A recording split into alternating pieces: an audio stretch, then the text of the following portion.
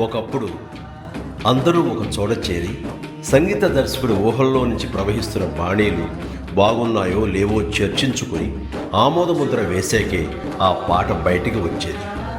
మరుగున పడిన ఆ ఆనవాయితీని గుర్తు చేస్తూ మళ్ళీ మా కీరవాణి గారు విశ్వంభర కోసం పాటల్ని కంపోజ్ చేసే ప్రక్రియ మా ఇంట్లో ఏర్పాటు చేసుకున్నారు.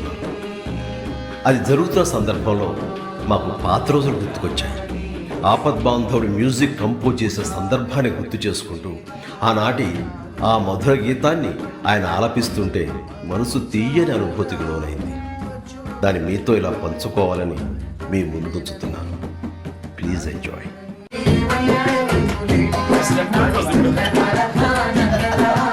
ఈరోజే జన్మించిన మా ఆస్కారుడు కీరవాణి గారికి హృదయపూర్వక జన్మదిన శుభాకాంక్షలు.